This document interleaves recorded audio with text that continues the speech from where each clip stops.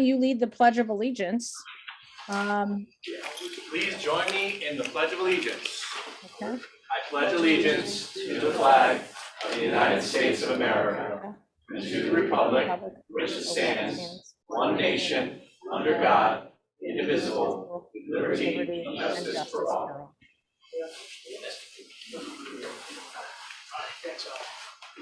Okay, great. Well, thank you very much. And just want to say welcome to everybody to the regular meeting of the Board of Selectmen for November 2nd, 2021. And just to highlight to audience members, I apologize, I'm not there in person with the board. I had a knee injury this weekend, so I'm supposed to be not walking much. So I'm doing this remotely tonight, but welcome. So next item on the agenda is approval of the minutes from the November 8th, 2021 meeting. Can I get a motion? So moved. Second. Any amendments, changes, comments to the minutes? No. Okay, there being no additions, all in favor say aye. Aye. Okay, and I think all were present, no abstentions or nays. Okay, great. Next item on the agenda is first select woman's update. So I will go back to my slides here. And just real quickly, I think everybody's aware that, we're seeing an uptick in the state of Connecticut with COVID cases. So we remind people to be careful about this. And the governor did announce, as well as the CDC on Friday, that they're recommending everybody, vaccinated people, get a third or a second, depending on your vaccination booster shot for all adults aged 18 and over who have been vaccinated at least 6 months. And there are plenty of appointments available and at different pharmacies and different locations throughout the state. So we encourage everybody to do that, especially as we enter the holiday season. It's important that we maintain as much immunity as we can, knowing that we're going to be in public gatherings.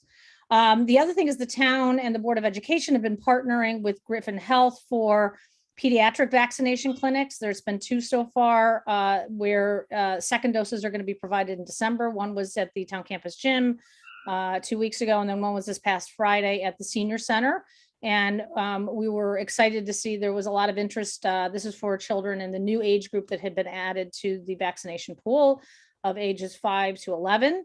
And we're seeing a lot of receptivity by the community to get their children vaccinated. As a parent of a 12-year-old and a 9-year-old, I think I was very excited to see that I could get my 9-year-old vaccinated now, so that our whole family can be vaccinated. So once again, we encourage the public and families to take us up. And there's also a lot of appointments available through Walgreens, CVS, and I know some of the pediatrician offices are also offering clinics to get vaccinated. So I just want to encourage that. Also wanted to update the board and the public on a number of different things. Status of Island Avenue sale. We have been in active negotiations with the group that's purchasing, intends to purchase Island Avenue. And so we've been going back on different terms about that. We've also been following up on the heirs notification process, and our attorneys have reached out to the heirs and had some dialogue with their attorneys as well on some issues. And then the hope is that we will have a purchase and sale agreement negotiated by late December, so this board could take action on that. And I think the intention is to have an executive session, just for my board members to know that we'll have an executive session after the December 7th meeting to provide an update for all board members on where those discussions go. Although we all know that there was a price that they proposed and that is not changing, there's still a lot to work through in terms of different pieces, terms and conditions for the purchase and sale agreement. So that's what we've been kind of weaving through. Another thing I continue to get questions on is the downtown center project. I think, we announced in October that we had received the signed easements for the 3 properties on the south side of Boston Post Road, so that we are now fully able to move forward on removing and taking those utility poles down. And so we're just in the process of putting together a request for proposals on that process, with the hope that we can, get things, and that will come to this board. Obviously, we bid that out to. There's two other easements on the north side of the street. One of them has been signed, and the third one, we actually are in agreement now on the easement map, which was really one of the major contentious issues about what the map was going to look like for the easement.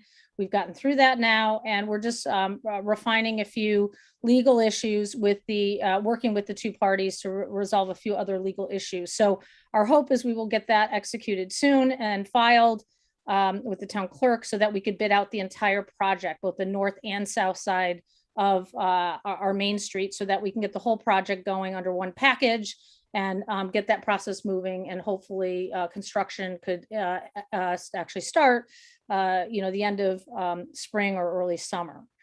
So that is on that. And other things just wanted to update, because I know we've had all these different committees that we talked about a few months ago. We closed the application process, I think last week, for the ARPA committee, which is the American Rescue Plan funding committee. And now the board just has to interview applicants, and there's 2 spots for the public, as well as we need to decide our representatives from our board. Board of Finance needs to choose 2 members, and Board of Education needs to choose 2 members. So we'll hope to get that completely finalized by December. We'll have to do an interview process, and then for the public members, and then make board appointments in December so that the committee can kind of move forward on its work. The marijuana advisory, we also closed applications to that. And we will need to have a panel interview candidates. And then also our board needs to choose, I think it's 1 member for that, if I recall, to that. So we can talk about that later when we talk about liaison assignments also. And then finally, our ethics commission with the ordinance was approved in October. And so we will launch that application process. We've just got some homework to do about organizational homework, and then we'll start that process in January so we can start developing that board of ethics that is included in the ethics ordinance. Other issues, because I know the public has been eager to know where we stand on the floodplain ordinance. There's been some discussion internally, as well as some input from different members of the public that are very involved in following this closely. We also have a new town planner on board. And so the idea is to kind of pull all this together and come up with potential new revisions to the floodplain ordinance, based on, obviously we had a starting point with what the Coastal Resiliency Commission had recommended. And then this board had kind of sat back and wanted to reflect on that. And so you will be kind of taking that up again in the beginning of the new year to come back with a possible revisions, because there's some basic things that just need to be fixed, frankly, in the floodplain ordinance that we have. So that will be certainly a complicated and interesting conversation that we can start as a board in January. The noise ordinance was something we had a kind of just a discussion about, because some members of the public had asked us to look into this. And I think there was some staff follow-up on this. And so there's kind of an internal working group that we're putting together to come back with a recommendation either late December or early January for our board to discuss again. And then there's the short-term rental ban, which we had received a petition for, and Planning and Zoning had actually met on this topic. And their recommendation was to possibly form an ad hoc committee. And so they're invited to our meeting on the 7th to talk about their thoughts and why they think that's the best path forward. So that will be something we'll take up on December 7th as a board. And then finally, I just want to mention, we had one of our senior staff resign last week, the head of our Human Resources Department, Deb Millardo. Deb has been a phenomenal member of the Madison leadership team, as well as the emergency operations team. Although I was very disappointed that she's chosen not to continue on with the town. I think she, along with many people these days, are making a lot of lifestyle choices. And she's at a point in her life where she has opted to not continue with public service and town service type position. She spent her whole life in municipal government, working for the town of Middletown before she joined us. And so she's looking for a better work-life balance, and will be pursuing some private sector opportunities as well, and enjoying more time with her family. So she will be with us through the end of December, but has agreed to stay on a contractual basis. to work with us on some labor issues, and the town is undertaking a search process for Deb's replacement. So we are grateful for her service, and we will definitely miss her. She's going to be very difficult shoes to fill, because she really effectively, professionalized and built the HR function that we have in town government today. So she's been a great member of the team, and so we look forward to continuing a relationship with her going forward. And she'll be working very much closely with us as we kind of move on to the next phase. So with that, that is my update. And I will just also point out that the newly seated Board of Finance, I'm the liaison of the Board of Finance, met last week, and they did appoint a new chair. So John Picard is the new chair of the Board of Finance, and Jean Fitzgerald is the new vice chair of the Board of Finance. So we congratulate them and look forward to working with them. So with that, I will turn it over to any selectmen reports or comments. Thank you. Before we make comments, can I just ask a couple questions on your presentation? Yep. Perfect. Of course, I'm getting caught up on a lot of different things. On the Island Avenue work that you're doing, when you presented to us an executive session around December 7th, will that be a close to a done deal, or is there time for us to meet in executive session sooner? I know December 7th is around the corner, but where does that stand? Because I know so little about what's going on right there. I really would prefer to be kind of brought into the mix a little bit. Well, I mean, I think that when we say it's close to a done deal, I think, and not until we vote on it, which would be anticipated on December 20th, at the December 20th meeting, if everything moves along, that's when the board would actually be, voting on, I guess, authorizing me to sign a contract that would be contingent upon the referendum. Passage of the referendum for the sale. So if you would like to meet one-on-one and talk more about specifics, what we did is we've had a lot of comments on this from both this board, or previous board, I should say, as well as the Board of Finance. And we've kind of laid out a lot in our RFP also about things that the town would be looking for as part of the purchase and sale agreement. And so we're just kind of working through that. We have a draft agreement that the town has drafted. It's just been a process that we've gone through. I'm happy to spend some one-on-one time with you, though, if you have specific issues you want to talk about. Okay. We're just really, it's a big vote. And I definitely want to be a little bit more informed as soon as possible, but I appreciate you or whoever would meet with me. And the other thing, I'm excited about what you told us about the downtown center project. I have to ask, is the building actually signed, the building that Ravis is in? Is that, 'cause that's always been a stumbling block, that building? Is that that's the one where we now have agreement in principle on the easement map, which has been the biggest point of contention. And then there's a few side agreements between the property owner and the Eversource that they're working through a few of those details. So that was the stumbling block way back when. But the other thing you mentioned about an RFP to take the utility poles out. We're putting the RFP out. Who's paying to take the poles out? Well, once again, the town put a budget together that included the cost of getting it done. I have not received anything from Eversource indicating that they would cover the cost of that. If we can try and get reimbursed for some of those costs or included as part of the RFP, we certainly would. They've been very good working with us this last couple of months on some of these finer deal points. So we would be hopeful that they would stated the commitment that you mentioned you had with them several years ago, but I have not received any indication they would be covering that right now. So I put a budget together to make sure that it would just get done. And I'd like to help you with that, because I've been in 2 conversations where they have guaranteed that if we got the easements, they would pay to take the poles out. I was in a meeting here in Town Hall and also had a conversation with their government liaisons up in Hartford. So I definitely would like to help you with that and see what we can do. But I know, we were stymied by obviously not being able to get all the easements, but the agreement was that they would take the poles out if we were able to accomplish what now you're saying we've got accomplished, which is great news. But I'd like to help you on that. Okay. Yeah, thank you. Any other board member comments or liaison reports? No? Certainly love I guess that. we have one. Oh, you already raised your hand. No, you can go. I was just going to echo your comments about Deb Millardo. I mean, huge loss, and she certainly will be missed. I've had the privilege of working with her as well as these guys for the last 6 years, anyways, and she's been a huge asset to the town. With any and all conversations that we've had around employee negotiations or just employee situations or organizational constructs in the town.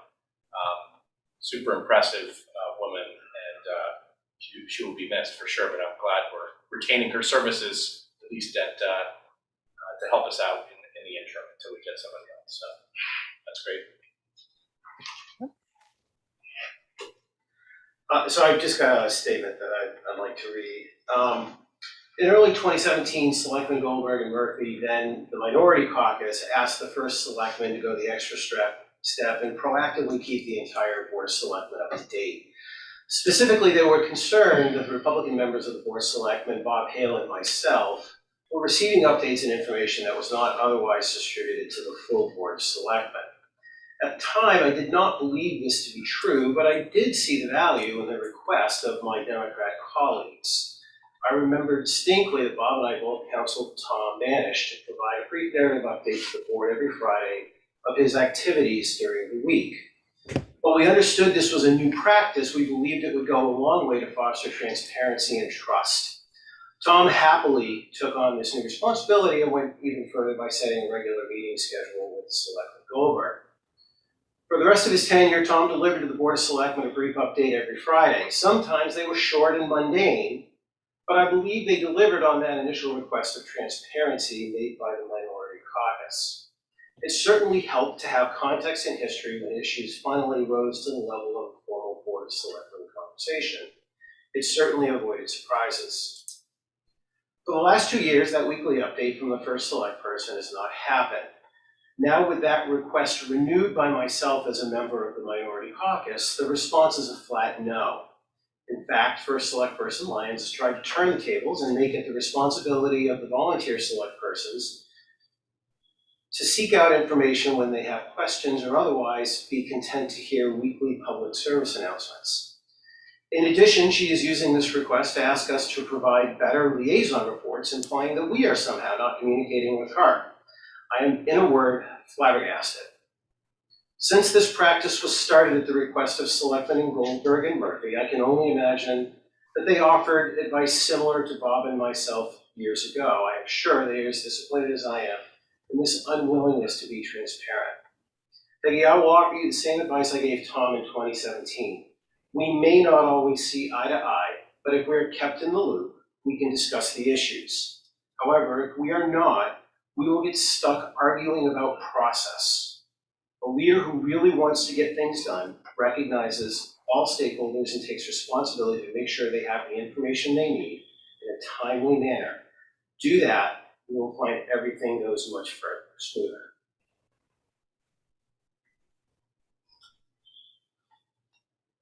Well, with that, I would prefer not to take up the valuable time of this board to get into a dispute, a personal dispute that Bruce and I are having about this. So thank you for your comments, Bruce, but I'm happy to talk with you offline, as I've always offered. And we'll move on. Any other selectmen comments or liaison comments? I have a few comments. First of all, I saw my committee assignments, my liaison, and I'm pleased with the choice. I think I'll be able to really do a good job for the town and really to support our wonderful volunteers on these boards and commissions and keep our Board of Selectmen and Board of Finance informed. One of my committees will be planning and zoning, and just to give people an update of what's going on, coming down the road and over the next 30 days, they will be looking at 2 different affordable housing apartment type facilities. And one is an 8-unit apartments on Scotland Avenue, right near the baseball field. And it's going to be 8 apartments, and I believe 3 are going to be affordable.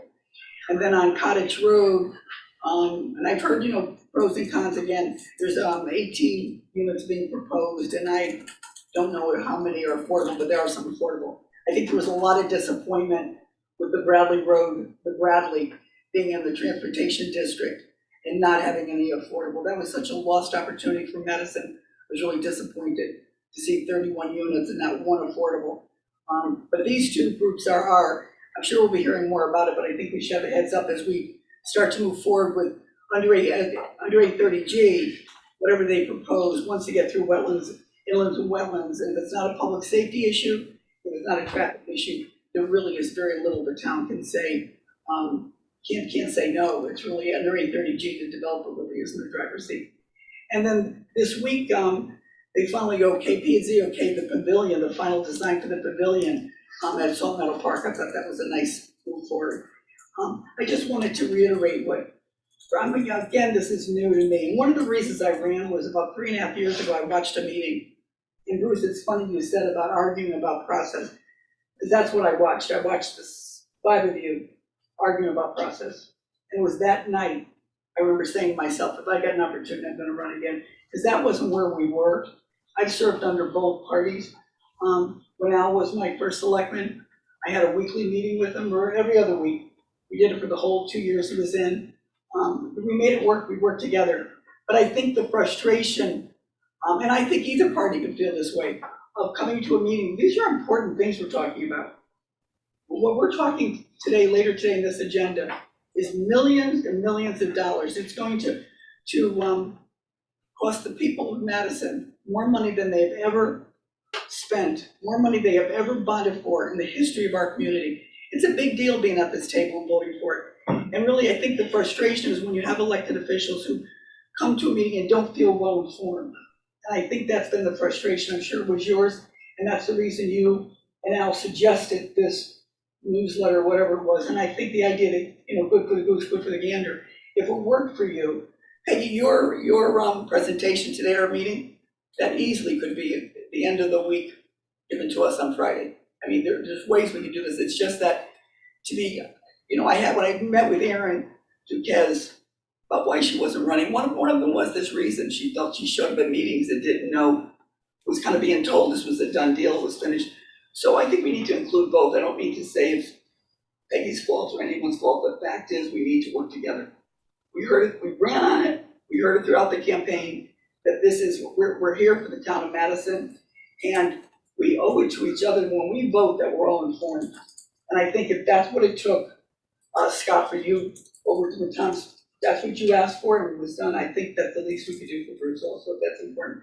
So let's work together. I think people just want to be informed. They don't want to show up and have millions of dollars worth of proposals and have 2 weeks to make a decision on it. It's a lot to take in. So anyway, I'm looking forward to working with all of you and I'm delighted about my liaison choices. Thank you. So one more update, because Mr. Cochran's looking at me in the corner. We did have a Madison Youth and Family meeting on the 9th, where we elected some new officers, which was fantastic, to the executive board. We did discuss, whether or not we were going to continue with remote meetings or a hybrid. So we did talk about a hybrid. The students were now in place and talking a little bit about school and what's going on at school. And they did talk about lots of homework happening. So there was some stress going on at school. So I thought that was an important conversation. And then in Scott's update, he did talk a little bit about the part-time parent support counselor has resigned, and there'll obviously be some additional discussions. But the word on the street is Marge Adler is back. So that is some great news for Madison Youth and Family and for the town of Madison. So that's it. End of report. Okay, great. Moving on to citizens' comments, Lauren. Well, I think I'm just going to finish up. I'm sorry. Pension committee meets quarterly. It oversees the pension plans for the town employees, for the police officers, and for our volunteer firemen. Pension fund trustees were very pleased with the performance of the portfolio over the last quarter. And we're also pleased to see that the town is keeping up its rate of contributions annually to the plan. Great. Okay, everybody done? No more comments to share. Okay, thank you. Moving on, citizens' comments, please, Lauren. Catherine Hunter? Am I looking here? Yep, towards the camera. My name is Catherine Hunter. I live at 31 Scotland Avenue here in Madison. I'm here this evening on behalf of Save Academy, the grassroots organization that was formed in 2018 to oppose the proposed sale and high-density development of the Academy School building and surrounding parkland in our historic village district. The mission of Save Academy is twofold. The first is Save Our Land, which has always meant preserving the Academy ball fields and parkland. The second is a fair vote. At the time that we formed, a fair vote meant options in addition to the private development proposals that were being offered up by the prior administration. In other words, some keep-it options for the public to consider. After hundreds of residents showed up at Polson School Auditorium on a weeknight in April of 2018 in opposition to the development, the Board of Selectmen selected Great Blue, a professional polling company, to conduct a phone poll and online survey of Madison residents to determine a community or private option to bring to referendum for public vote. The results were clear and consistent. The majority of those polled and surveyed supported the town's continued ownership of the property and restoration of the school building as a community center. Process is important, and the process has brought us here to tonight's vote by the BOS to move the Academy Community Center project to referendum. To be clear, the vote by the BOS tonight is a vote to allow Madison residents to have a voice in what happens to Academy. It is a vote to allow Madison taxpayers to decide whether to spend taxpayer money to renovate the school building for reuse as a community center. It is a crucial step forward in the more inclusive process that was put in place in 2018 with a Great Blue poll. Save Academy is advocating for the community center because it saves 5 acres of town-owned parkland and because it is born out of a fair process that reflects residents' preferred path for this town asset. We urge all members of the BOS to vote for the resolution this evening. We also remind our first select person, Peggy Lyons, and respected veteran member of the BOS, Bruce Wilson, of their campaign promises to advance the community center project to referendum. Bruce, you created the framework for public inclusion and voice in the future of Academy when you wrote the motion to establish the Academy Guidance Committee and retain Great Blue to pull the town. Peggy, you inherited the project when you took office. You formed a working group to firm up the concept and budget, and you engaged in coalition building for a responsible plan to present to the public for referendum. To all members of the BOS, in particular, those who may have suggestions for fine-tuning certain elements or improving some aspects of the proposal, a reminder that time is of the essence. The Academy School building has been closed and vacant for 17 years. It is wasting, and I would venture to say, so is the patience of Madison residents.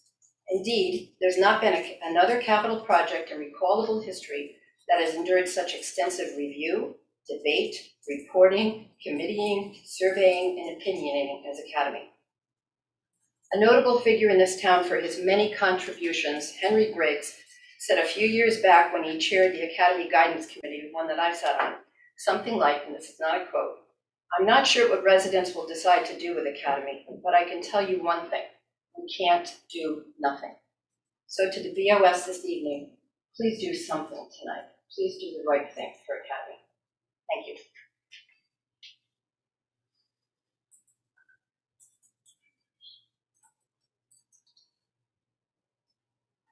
Does anyone else? Thank you, Kat. Yeah, I was gonna say, thank you, Catherine. Any other public comment? Lauren? Yep. Lauren Noble, I live at 13 Georgetown Circle. Good evening. As a parent and taxpayer, I want to say that the more that I've learned about the school renewal plan, the more I'm concerned by the proposal. I've been wondering why half the town is getting minor updates to a 50-year-old plus building, while the other half is getting a new school at 10 times the cost. This does not seem like a fair solution to all the children of our town. Some people say no solution is perfectly equitable, and practically the cost of trying to achieve a more balanced approach would never be passed at referendum.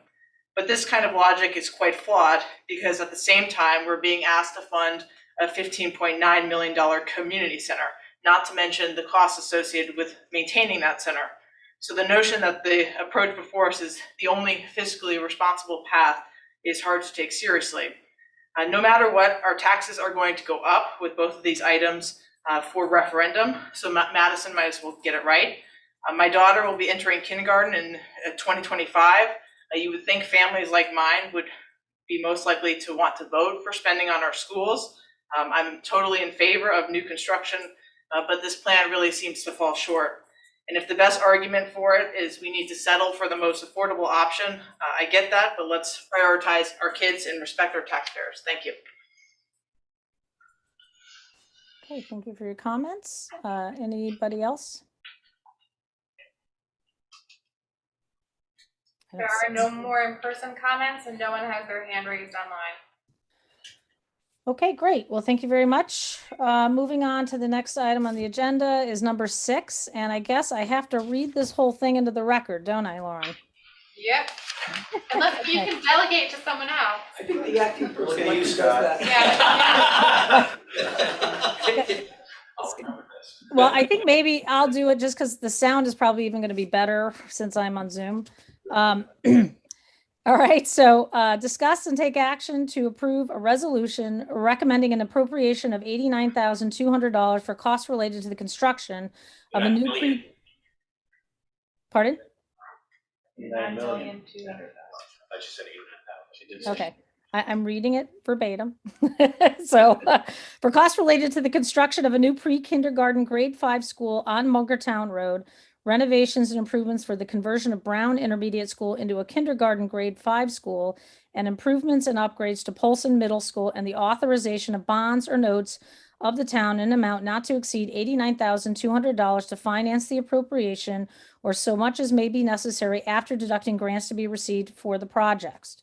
Resolved that the Board of Selectmen recommends that the town of Madison appropriate $89,200 for the following projects: $61,150,000 for the construction of a new pre-kindergarten to grade 5 school on Mungertown Road, to $6,500,000 for renovations and improvements for the conversion of a Brown Intermediate School into a kindergarten grade 5 school, and $21,550,000 for improvements and upgrades to Polson Middle School, including necessary air quality system upgrades and improvements to the auditorium.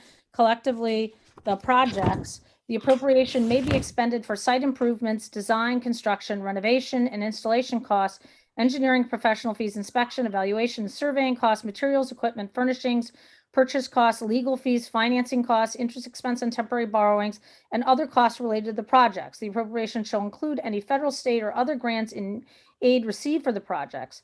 The Board of Selectmen or a building committee, if established, is authorized to determine the particulars of the projects. The Board of Selectmen may reduce or modify the scope of the projects, and the entire appropriation may be expended on the projects as so reduced or modified. The Board of Selectmen may, by resolution, transfer funds among the projects so long as the total appropriation and bond authorization is not increased.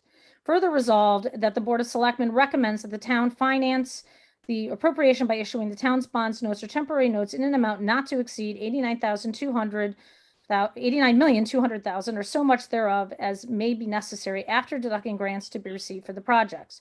Further resolved that the Board of Selectmen hereby refers the projects to the town's Planning and Zoning Commission for a report under Section 8-24 of the Connecticut General Statutes. I get a second?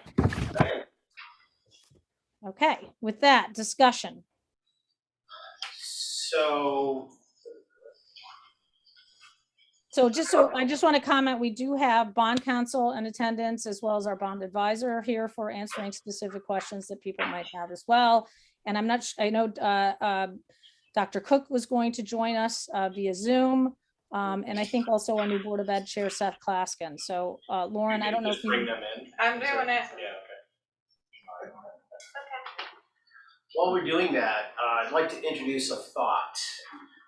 Later, only allowed one per meeting. Later in the agenda, we have a motion to a special appropriation for $1.3 million for the land.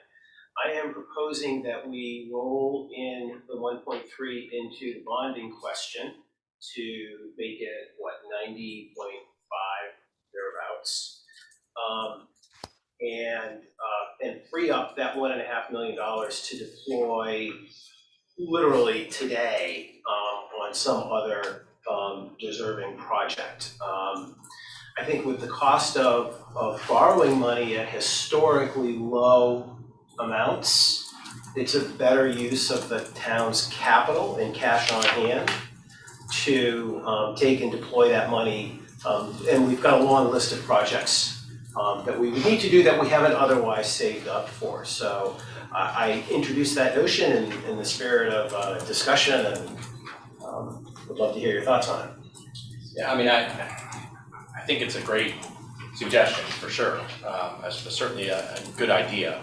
But I think as I sit back and reflect on the undesignated fund balance and the amount of sort of money that we have available to us today, I guess I feel like, you know, not bonding for 1.3 million is actually a smart move. And allows us to use these funds today and actually reduces the burden on the taxpayers on a long-term basis. So I guess I'm not necessarily in favor of your idea. Okay.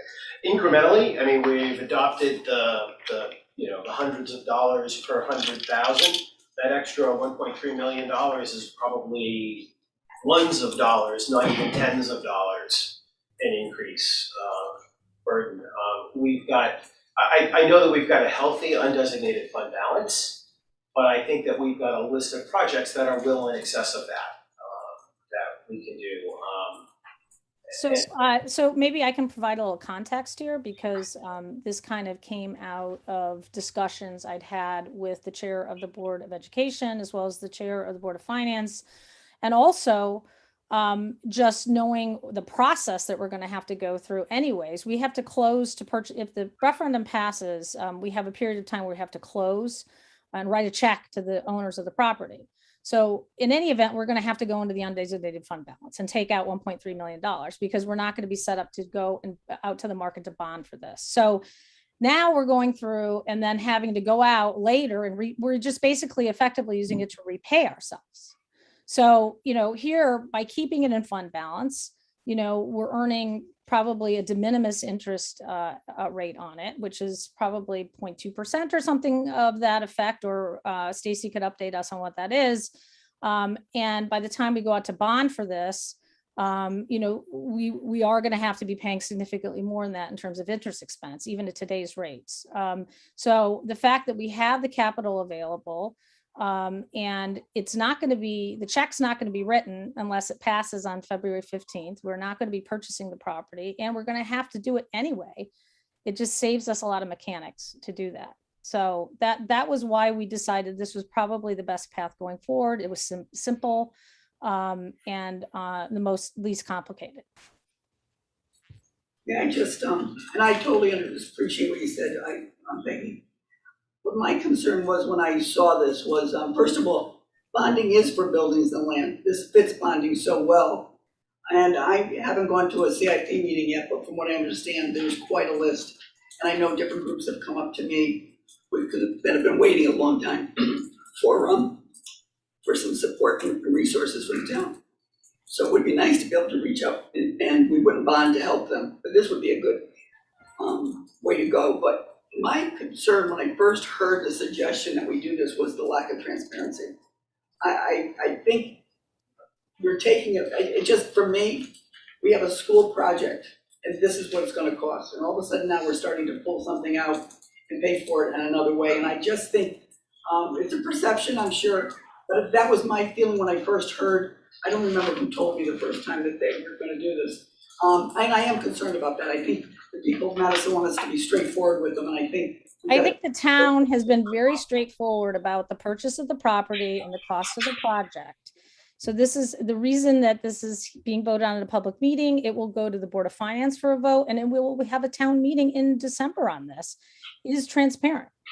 The contract was also voted on by this board, and it was discussed that we might go this path or that it would be part of the bond. We weren't sure yet because we were just looking at the whole package. So, but as we learn more about the financing process, it just seemed to make a lot more sense. This is a financing decision. That's all it is. It's a financing and a practical decision to finance this the most appropriately. So the town has purchased property before.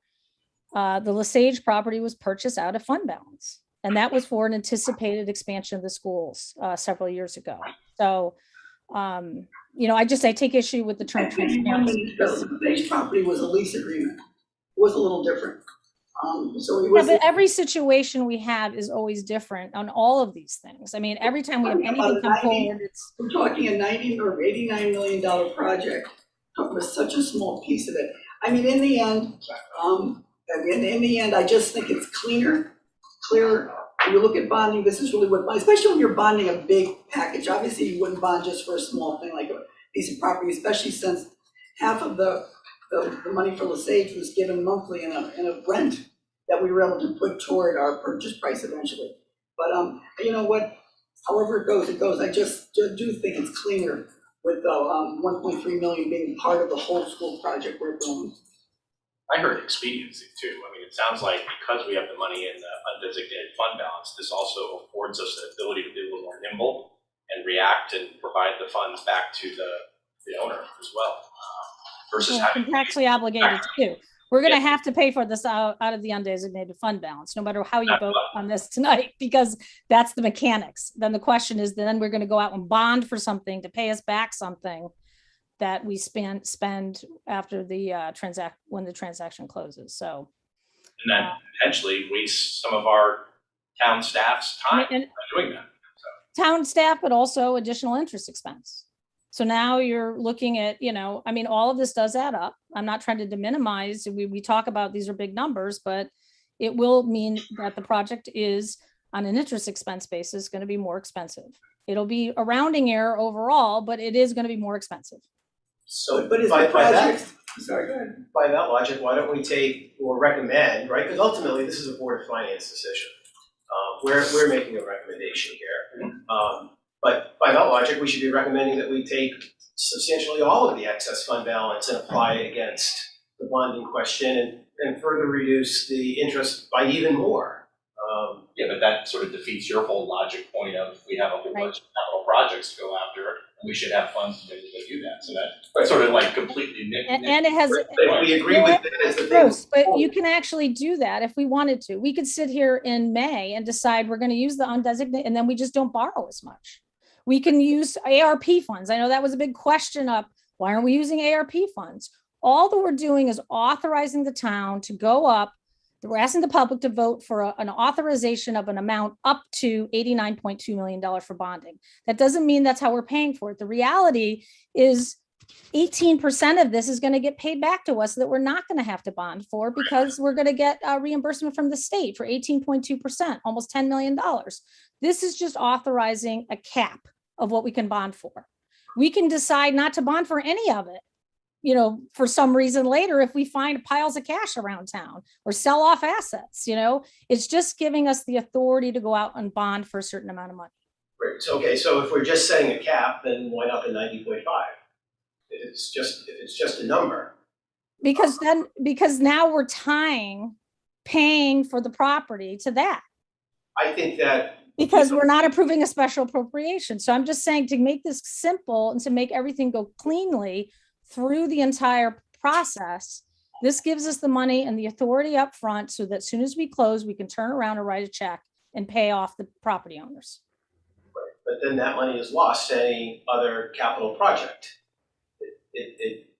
But it sounds like it would be anyways, because we still have to pay it out of there anyways. Until we replenish the account, and then the money is available to spend. So I don't know. I just think that, the Board of Education is comfortable with the $89.2 million. I'm comfortable with the $89.2 million. If you think ultimately this is a Board of Finance decision, then I would argue then let's, pass this along to the Board of Finance.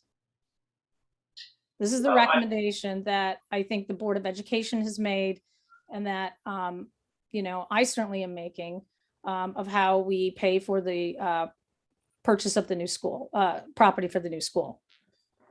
Okay, so I don't think the school is suggesting how we finance or not the land. I think they're content to see a new school built in accordance with their vision. Look, I intend to support moving this forward to referendum. So we have a lot of balls that we need to begin rolling tonight, including Academy, which I intend to support, just to nobody in particular in the audience. But I It just strikes me this is a fiscally advantageous move for us to make. So with that, I've made my case. Yes, you have. Any other board member comments or questions or discussion items?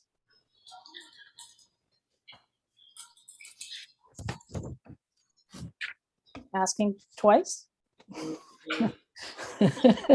All right, with that, all in favor as approving the a motion and resolution as read, say aye. Aye. Any opposed? Any abstentions? Okay, motion carries. Okay, item number 7 on the agenda, another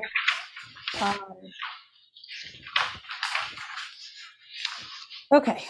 Item number 7, discuss and take action to approve a resolution to recommend a special appropriation of $1.3 million for the purchase of the Jansen property. Whereas on September 21st of 2021, the Board of Selectmen approved a purchase and sale agreement, the agreement for the purchase by the town of a parcel known as the Jansen property located on Mungertown Road in the town, the Jansen property, and authorized the first selectwoman to sign the agreement. And whereas the agreement provides that the town may purchase the Jansen property for $1,300,000, and whereas the Board of Selectmen and Board of Education anticipate locating a new pre-kindergarten grade 5 school on the Jansen property if an appropriation and bonding resolution is approved by voters of the town at referendum. Be it resolved that the Board of Selectmen, subject to the approval of an appropriation and bonding resolution to construct a new pre-kindergarten through grade 5 school on the Jansen property by voters of the town at referendum, hereby recommends the approval of a special appropriation of $1,300,000 from the town's unassigned fund balance for the purchase of the Jansen property. And be it further resolved that the attached resolution is hereby approved and subject to approval by the Board of Finance shall be submitted to a special town meeting to be held on Monday, December 20th, 2021, in accordance with the attached warning of special town meeting, which is also hereby approved. And be it further resolved that the Board of Selectmen hereby refers the proposal to purchase the Jansen property to the town's Planning and Zoning Commission for a report under section 8-24 of the Connecticut General Statutes. So moved. Second. So I guess this is basically what we just talked about. Unless there's any further discussion by board members on this. Peggy, I'm going to vote no on this, only to flag it. I realize that it's, as everyone said, that the Board of Finance is going to make their decision, but I'm uncomfortable with the way this is. And granted, I wasn't here in the beginning when the folks were moving things around, but I just want the Board of Finance to realize that I just would like them really to take another look at this, and I'm concerned about the transparency issue. And I would just like to be precise. I intend to vote no for this. However, I fully support the location of the school plan and its proposal to build on that property. So I in no way don't support the acquisition of the property. I just don't like the way we're doing it through a special appropriation. I feel it's more appropriate to finance the property. May I just add something? I was involved many years ago with the last time we bought a piece of property from the Jansens. And actually we bought it to put 2 soccer fields at the 2 athletic fields at the high school. And when the first high school vote went down, unfortunately, we had to go back and look at that land that we wanted to put a soccer field on, and that's the space that our high school is built in right now. When people talk about you cut back in money and didn't put a full gym or didn't put an auditorium, we didn't do that with because of money. We did that because the location wasn't big enough. But after the first vote went down, we had no choice. That's the last time we bought a piece of Jansen property, and obviously it served us very well. Okay, well, I appreciate your comments. Yeah, I was going to comment. Yes, Al? I'd like to hear a little bit more from Noreen about her uncomfortableness. I'm trying to find a way to make her more comfortable, so could you say some more? You know what, I've been paying close attention to the school project, obviously, even though I'm not being on the board, but the land part I hadn't. And then I just made an assumption that we're building a new school and we have a master plan for our other buildings. And I appreciate what Lauren said, being concerned about one school versus the other, but that was the issue when we were gonna build Ryerson too. The people downtown weren't happy, and there's just no easy answer, but I was happy with the plan. I know they've looked at it long and hard, and I always like new over old anyway, especially some of our buildings, not necessarily brown, but some of the other buildings are really, really much older. But I just assumed it was a package, and we were presenting this to the public, and I know Peggy's right. You could talk at a Board of Selectmen meeting, you could talk at a Board of Finance meeting, you could put it in the paper, you could put it on TV. Now, how much do you know? People still don't pay attention, and they will tell you they didn't have enough information, so you keep it clean. And I think the idea of having the school together as a tidy package, it just makes more sense to me. I just think it's straightforward and direct, and I think people won't question us. Obviously, I support the plan. Okay, any other questions? Or, I mean, you could just abstain from the vote, Noreen, rather than voting against it, because you're basically in some ways saying that you're against the property purchase. So you could both abstain rather than voting no. I'm saying I'm against using a special appropriation. That's what I'm against. Okay, but by voting against it, that would mean that if only the 89.5 went forward, then we would not have enough money to pay for the entire project, right? So you kind of are voting for the purchase of the property. Can we, so if the Board of Finance okays this, I can count. I know you have 3 votes. But if the Board of Finance okays or says they don't want to do it, I'm sure we can call a special meeting, come back and make arrangements to do whatever we want to do to change that number. Okay, I'm just saying it sends, in my view, it's basically indicating that you're not supportive of purchasing the property. That's how the public will read it, because they will not listen to the meeting. They'll just see that you and Bruce voted against the special appropriation. So I feel like it does a little bit, not reflect well in terms of support for the renewal project. Well, maybe politically, it doesn't, I have to explain it, but that's not my intention here. My intention is to do what's right. I think it's right for the town, for the people, taxpayers. Okay, well, but that's what I'm saying. You could just abstain from the vote, but. Peggy, can I just, in the spirit of just, we've got these 2 friendly faces on the screen here, Dr. Cook and our new Board of Ed chair. Could we just get a perspective from them on purchasing the property too, and just what it means to the Board of Ed and the school system? Sure, I'd be happy to speak to that. And again, I apologize for not being there in person, but thank you for the support in the project. In terms of the property purchase, I think we've had ongoing discussions for really about 7-8 months here since the discussion of the property came up, and we've talked back and forth on the project. There are things that are in the bonding costs that normally wouldn't be. So for instance, I would refer to money put aside to level Ryerson. So that's pretty atypical for a building project. Oftentimes that is handed back to the town to address the school. But in our efforts to make sure all our schools were spoken for, where we had plans for any school coming offline, we included that in the board's part of that budget. I think this came about really about the timing, as First Selectwoman Lyons has said, and the opportunity to purchase it directly without having to go through the bonding process and the need to be able to react quickly. The board's been supportive of that. The board's supportive of purchasing the property, and so that's what we were hoping for as an outcome tonight.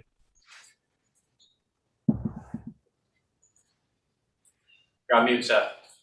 Yeah, thank you. I'm in a bit of a funny position because everyone knows that the board voted to support the school project, the school renewal project. And so I can wholeheartedly support that during this discussion. I want to be careful not to overstep any bounds and presume to, suggest that another board treat this matter differently. But what I will add is it seems to me that if one of the major concerns about this property purchase is whether there was transparency or not as to whether it was technically included in the school project or not. I would argue that there have been many months of debate about the purchase of this property, specifically relating to how it would fit in with the school renewal project. And I think even the way that the motion is drafted, it's very clear what the use will be. And there's been a lot of public process on this. So to say that there hasn't been transparency, I think is not accurate. Technically, I think there's been lots of FOIA compliant transparency over this, and also lots of interboard and Board of Selectmen discussion. So then you look at the use of the undesignated fund balance as your next consideration. And I absolutely understand that concern. I would remind folks that when we bought a new fire truck, it was mentioned that the board at that time and the first selectman at that time was congratulatory to the board and to the town for its strong fiscal management that allowed the town to make a large purchase like that using an undesignated fund balance rather than have to go to bonding for it.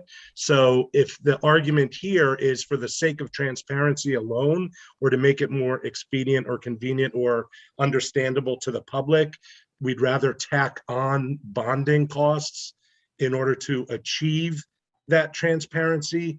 I don't know that, that I follow that logic. But either way, I'm happy as long as the property is purchased. So I'll take my leave with that. Seth, may I just add that I hope anything I said tonight, I don't mean to imply at all there has not been transparency. I think there's been great transparency.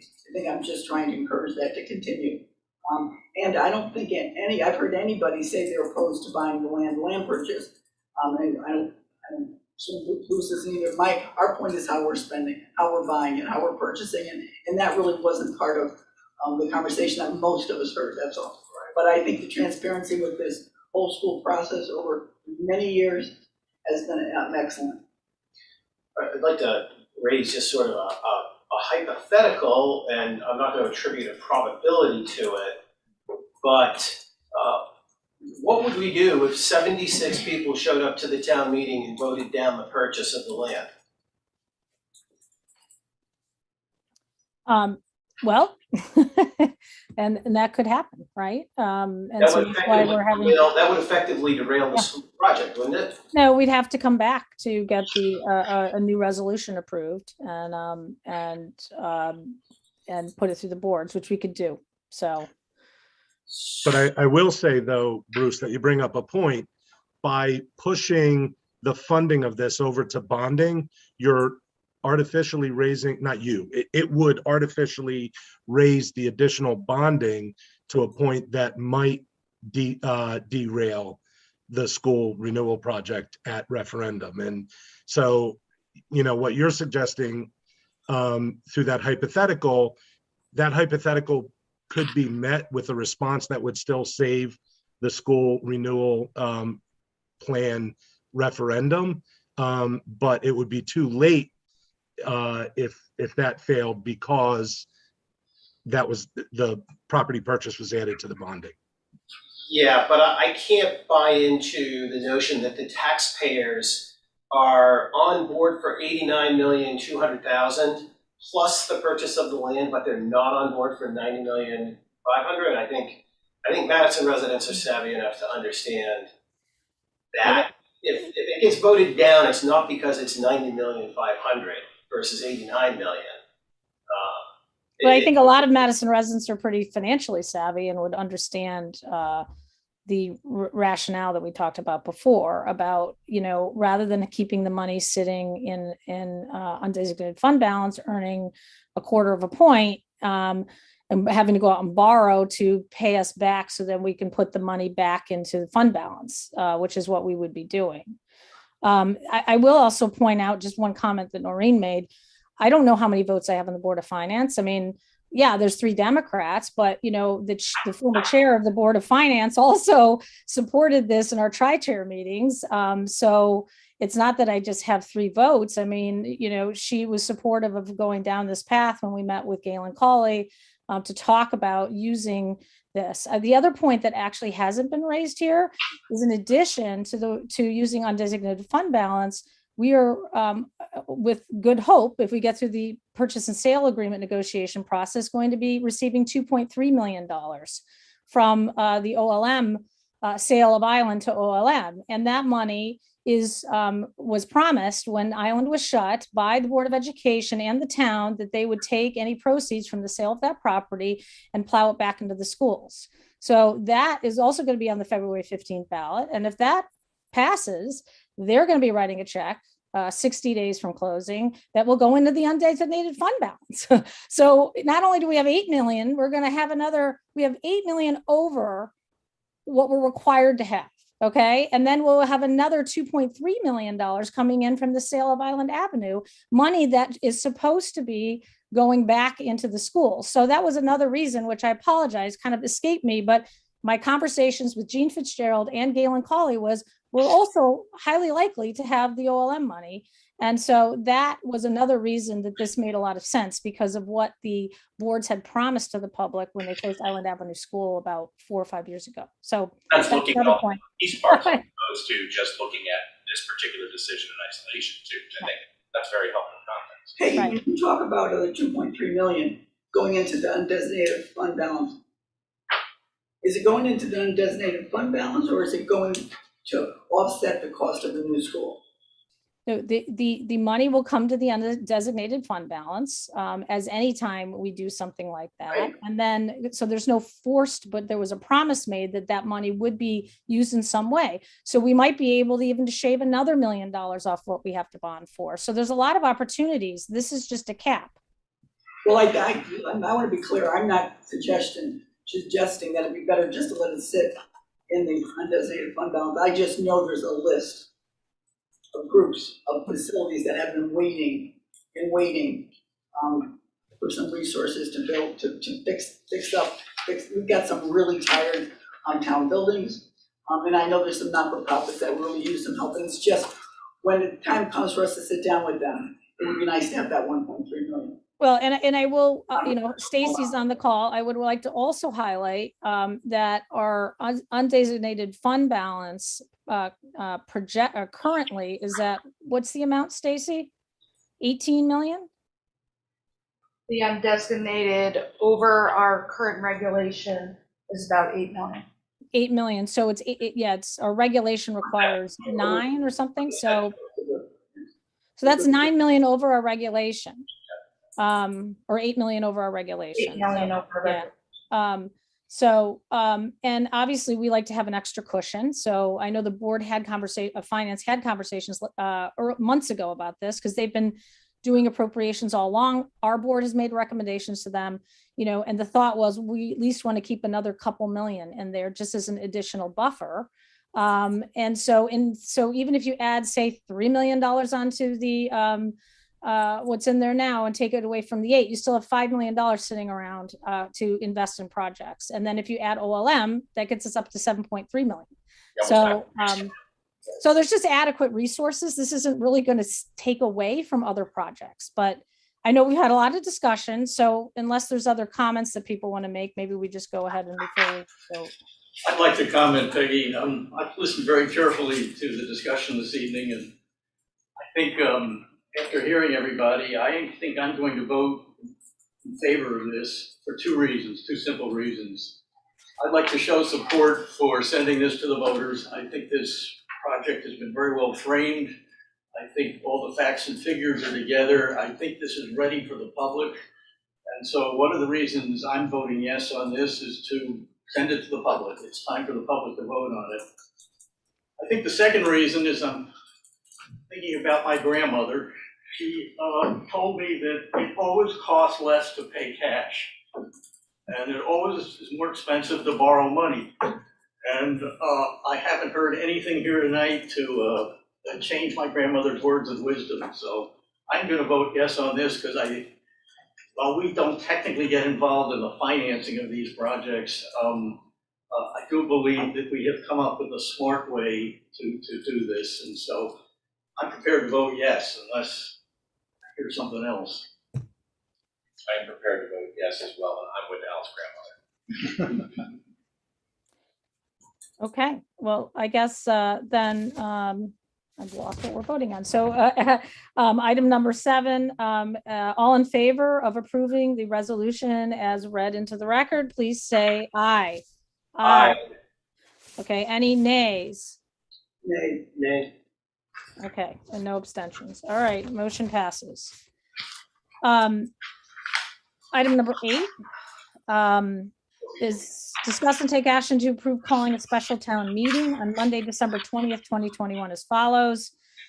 Town of Madison, warning of special town meeting Monday, December 20th, 2021. The electors and those persons eligible to vote in town meetings of the town of Madison, Connecticut are hereby warned and notified that a special town meeting will be held at the Walter C. Polson Middle School Auditorium, 302 Green Hill Road, Madison, Connecticut, on Monday, December 20th, 2021 at 6 p.m. for the following purpose. Item 1, to discuss and vote on a resolution to approve a special appropriation of $1,300,000 from the town's unassigned fund balance for the purchase of a parcel known as the Jansen property located at Munkertown Road, Jansen property in the town, in accordance with the terms and details set forth in the purchase and sale agreement approved by the Board of Selectmen on September 21st, 2021. The appropriation is subject to the approval of an appropriation and bonding resolution to construct a new pre-kindergarten to grade 5 school on the Jansen property by voters of the town at referendum. So moved. Okay, great. So same issue. So with that, any comments? Yes, Noreen? No, I just seconded it. Okay, all right. Okay, so all in favor of approving calling a special town meeting as read in the record, all say aye. Aye. Aye. Okay, nays? I'm going to, just to be consistent, I'm going to abstain from this vote. Okay. But you did vote nay on the previous vote, just to clarify, right? Correct. Okay, and I wouldn't be able to vote to have a town meeting for appropriating items. okay, Noreen, I'm sorry, are you an aye or a?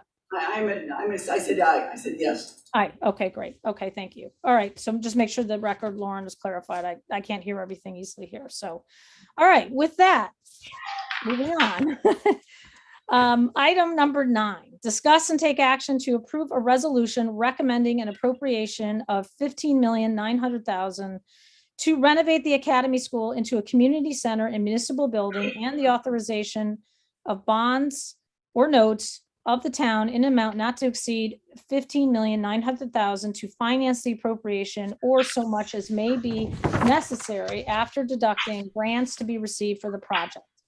Resolved that the Board of Selectmen recommends that the town of Madison appropriate $15,900,000 to renovate the Academy School into a community center and municipal building, the project.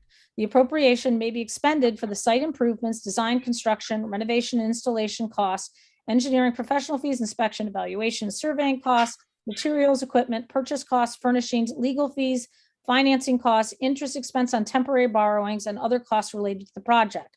The appropriation shall include any federal, state, or other grants and aid received for the project.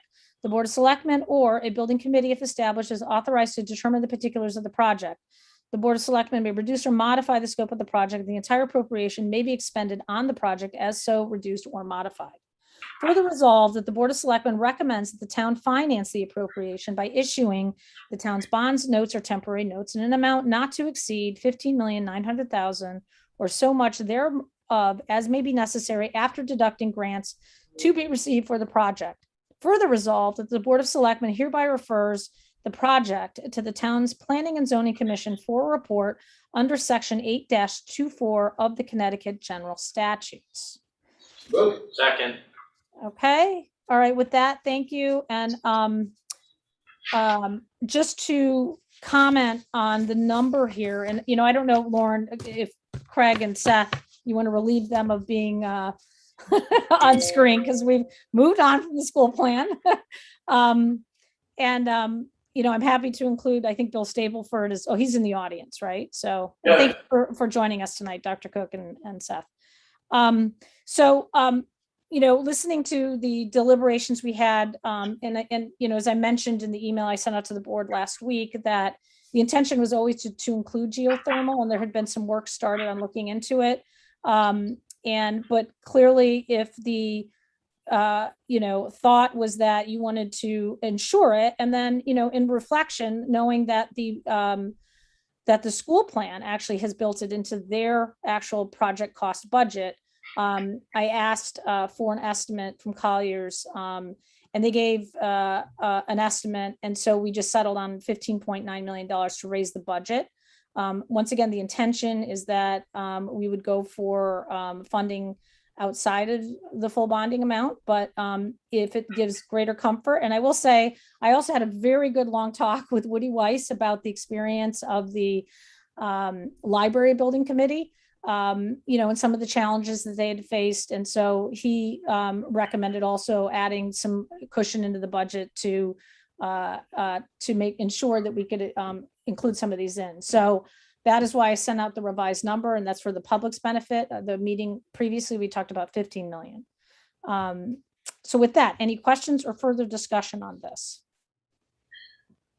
I'm grateful that we've added in the geothermal and the energy efficiency, and I remember vividly the discussions we had about the library and the wonderful success story that that's been, and I was reminded of Al's historical perspective on a prior set of selectmen that set a goal of energy reduction, and I'm wondering if it's time for us to take that a little bit further and actually mandate in our new building projects and significant renovations that this type of energy efficiency must be included in it. So that doesn't exist today, but for another conversation, I think is worthwhile. We've learned too much about how it can go right to just constantly do this over again. So with that said, I think this is awesome. We need to get this moving. Can't happen soon enough. I as well am in full support of this getting to the public. 17 years is way too long, and we were at a point now where I think the public is well informed, has been actively involved in the process, whether it's surveys or all the things Catherine mentioned. We've had many a public forum conversation about what to do with Academy, and I think this hybrid approach of including Madison Youth and Family Services, Beach and Rec, I just think this is a very thoughtful plan, and I agree, Bruce. I love this idea of energy efficiency and just sort of a minimum threshold that we should always include. I think that's the right answer, and I'm glad we included it. So thanks for doing that, Peggy. Peggy, last 2 weeks ago when you presented your proposal was the first time I had seen it. And I want to give you a lot of credit for really bringing the different groups together. I think it is an exciting plan. The location of Academy has always been one of the big issues. It's such an important corner in our town. And I know Youth Services has been looking for space for a long time. And actually, after talking and listening to Austin, I realized that Beach and Rec really does have very little space to program. As this moves forward, and obviously, thank you to all the people that have worked so hard on this. A few of them are here, and I'm hoping, as this moves forward before February 1st, I'm hoping Bill and your team will come in, because we kept hearing about all these outside groups, out-of-town groups.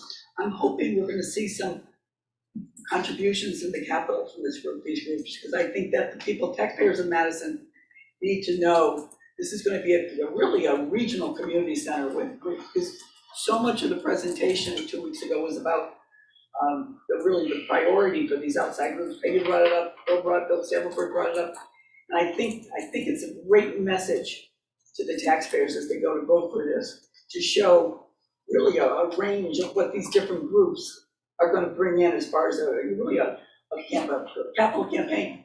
And I think some of that, the money, instead of taking all bonding, really can be raised by a lot of these different groups that won't have to do it for themselves.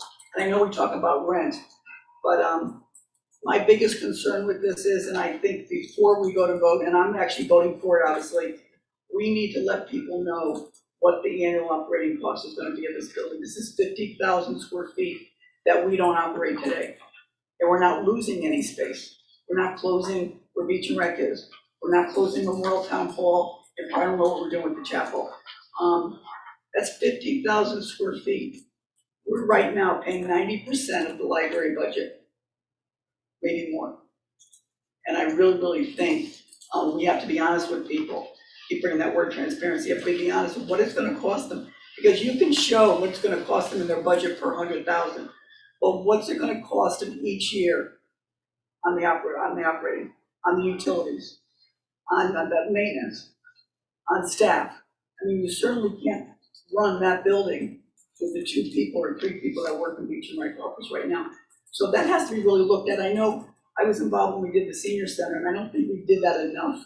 And people came back and complained to us that we really weren't as open and honest of what it was gonna take to run that building that was so much bigger than what the seniors had at that little caboose thing we had before. So I think that's the 2 things. I think, Bill, you coming in with a number of a capital campaign. Yes, I'd be happy to comment. That would be great. Okay. Bill Stapleford, 4 Hampshire Road. For the benefit of the public, I was the chair of the former Academy Community Center Design Committee that existed back in 2019. My colleagues and I, in that process, produced 3 complete reports, one of which included projections about the operating costs, both staff and utilities. Those data are currently a little out of date, and in Peggy's presentation 2 weeks ago, those numbers, those data were included in terms of the staffing. With the advent and the inclusion of green energy, geothermal, hopefully a ground source heat pump, and photovoltaics cells, the energy costs will be vastly decreased. And as some of you have mentioned, Bruce, the library is a success story. It's hard to believe the library went from 17,000 square feet to 33,000 square feet.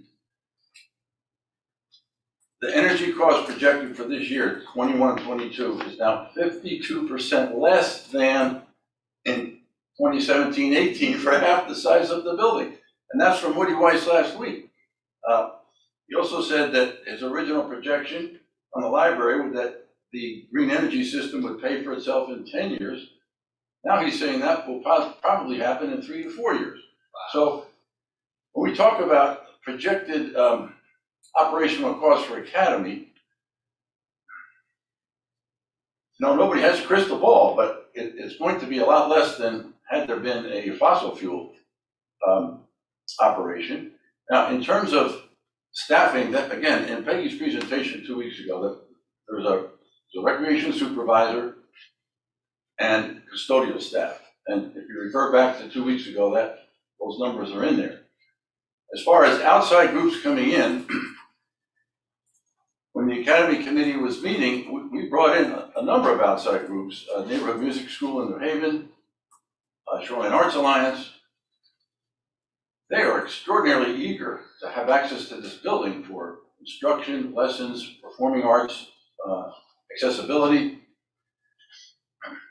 The side benefit of that is that every performing arts activity, every large activity that takes place in this building brings in additional income to our downtown businesses. And in our, Vic Pissarro and I put those data together in January 2020 in the potential economic benefits to the downtown business community.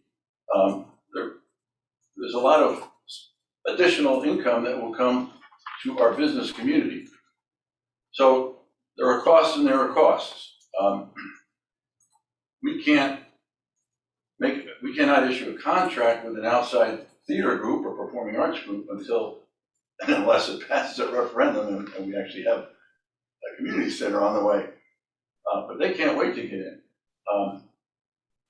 Yeah, Bill, I'll just weigh in. What was presented at the last meeting and is available on the website is that the staffing cost would be approximately $200,000 and the utilities and maintenance would be about $135,000 a year. So those were the estimates that were presented at last week's meeting and is also available on the website. And I think. And that's not with geothermal. No, That's not what geothermal, correct? it's just the staff and the maintenance. Bill, you didn't. Well, no, it's utilities as well. So the $135,000 was based on a utility estimate on the senior center, which is not going to be not a highly efficient system. So, and that was tripling the size. It was square footage analysis. So hopefully the utility costs will be much lower than that. Well, I think they're going with geothermal and whatever. I think it's a great move, and thank you for being so open-minded to that. Bill, you didn't address all capital campaign. Is there a chance of a capital campaign of these outside groups? Like for instance, could they fund redoing the auditorium? Is there something we can do with these groups that can bring in, to really offset the, almost private donations? Private donation, they would fund, like we named the theater after one of the groups or something, something like that. I'm talking, major money, not. Well, it's certainly not out of the question, Noreen, and we kind of loosely contemplated that, but we haven't nailed that down. More to the point, we honestly believe there are going to be some very significant grant and tax credit opportunities. The whole geothermal system, the green energy system, will be partially subsidized by Eversource, hopefully some federal funds from ARPA and or Build Back Better. We just have to wait and see. In the second report, July 30, 2019, we outlined the extensive array of state grants available and historic rehabilitation tax credits. We would be foolish not to apply for those. Those are millions of dollars. So in our discussions with the Academy Working Group, we anticipate trying to implement every available grant or tax credit available. And Peggy, you might want to mention the outside consulting group.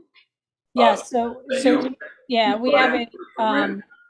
have an outside consultant that is going to be preparing a report that includes all our capital projects, what grants we would be eligible to, but they're going to do a special report on just Academy, identifying grants, and that's federal and state and other types of grants that might be out there that this project would qualify. So I'm hoping to have that in early December so we could share that with the public, but certainly the list that you and Dick Pissarro had thoughtfully put together 2 years ago with some of the more traditional state grants that we're familiar with because the town has received them for other projects or ones that this would be eligible for, as well as economic development grants, because it's technically kind of a brownfield. It's a big part of our economic development strategy to have this community center up and running downtown.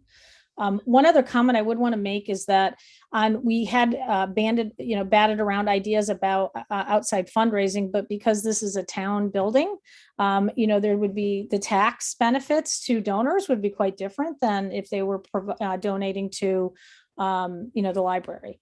So we would have to get into some sort of tax structure arrangements and how that would work possibly too, if we were to, try to have some sort of fundraising outside of the bonding project.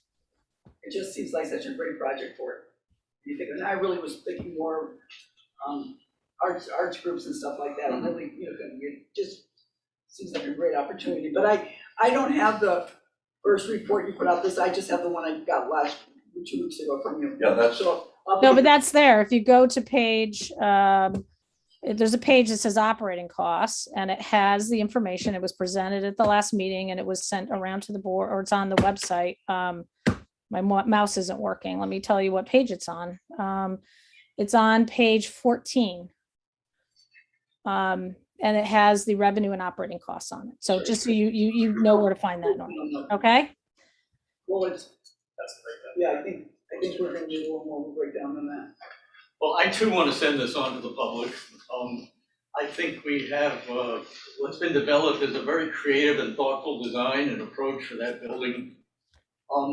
There's 2 key factors in my mind. One, I think the taxpayers should carefully consider how this will enhance the quality of life for Madison residents. And secondly, I believe this is not only good for the image of Madison, I think it's good for property values. And I think this project is well formed, and I think it's really time to let the voters decide. Okay, any other comments from board members on this? You know, I just want to say I'm glad we're moving this forward too. I was disappointed we didn't do it a year ago. But we waited and we got a better plan out of it. So, we'll see how it goes. When I push these, don't mean to be a devil's advocate, but if you want it to pass, these are the questions that the public's gonna ask. So let's be prepared for them. And let's really have a great story to tell. We have a good story, but let's show them that we have a lot of support for it, that we can afford it, that they're not gonna see the impact. Our budget is so limited with what we can't touch, with all the fixed costs. We just have to make sure, there's just so much. As I look at some of these reports, and it mentions how the capital costs of the school of this new community center are gonna affect us. We've also gotta be talking about the annual cost that's gonna hit people in the pocket too. We have to be sensitive to that, and have an answer, have a good answer and an explanation in order to get this thing passed. Contingent on the vote that I think is about to happen, we do plan to hold 3 separate public information sessions to bring at different times of the day to bring this before as many public members as we possibly can. I think it's great. The best. All that stuff is just wonderful to do. Okay, with that then, I guess all in favor of the resolution as read into the record, say aye. Aye. Okay, abstentions and nays. Okay, great, motion passes. Thank you. Only 2 seconds. Okay.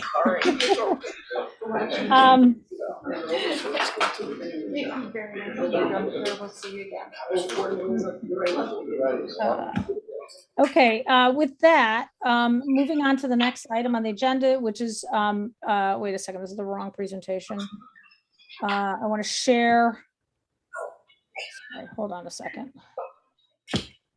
Just to talk about, in this kind of New Orleans comments were a good segue into this. Can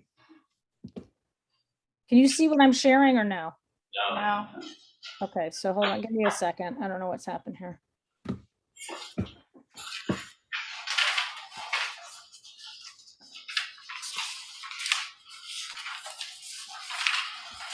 There you go.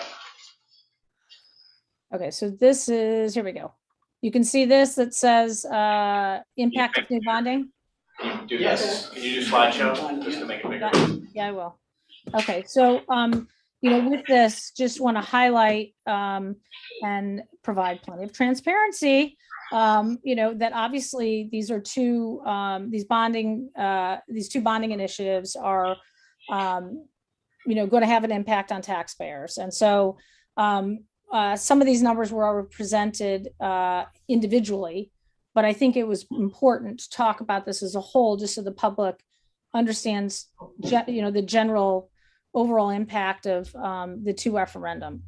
And so if you look at what this chart lays out, and like I said, I presented this for Academy already, and I know the schools presented this for the school renewal plan.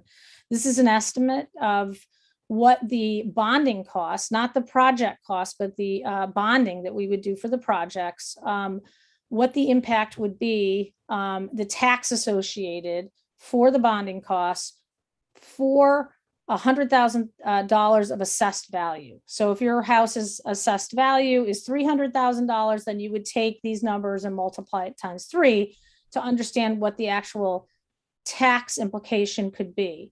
But I'd like to point out that this is not what your tax bill is going to be. You're not just taking this number and stapling it onto the next tax bill you are getting.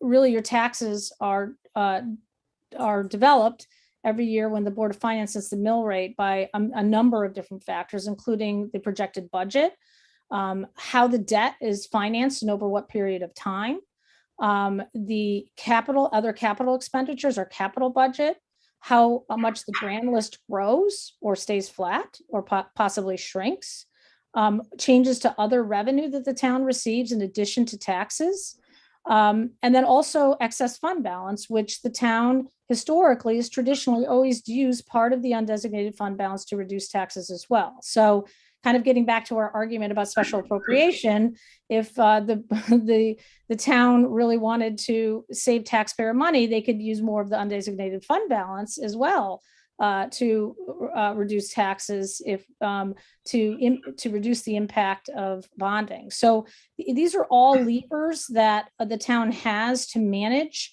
and we have a very sophisticated, I think, financial projections where we look forward over a 10-year horizon, and we try to guesstimate a little bit and to keep taxes at a very reasonable level. The town has done a good job doing that in the past overall, but we're going to be doing a lot more of that. The other thing that we have to work with is we have American Rescue Plan funds over this next capital budget planning process that are going to help reduce budgeting for capital needs. And so that we're going to use all these tools to kind of manage over time the mill rate. And so, but it does at least provide, an idea of what the two projects would be combined. And I think what's interesting is this is assuming we bond maximum amount. The Madison School Renewal Plan, 89.2 million, we're likely to not have to bond for 10 million of that.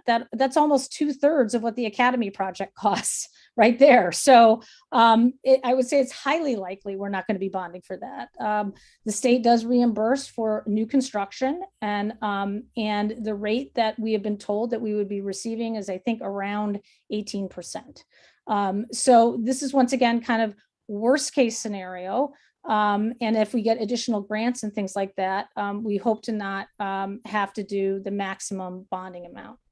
And I know our, I don't know if there's any more questions on this, but these are just the numbers that you'd seen individually in the different project presentations, but I thought it was helpful to show them together. Peggy, may I ask you a question? In here you have the, I think you said it too, the Board of Ed is estimating almost 10 million in state reimbursement for new construction. That's just for the new school. I know it's not 18%, but there is some reimbursement for the other schools also, right? At a lesser amount.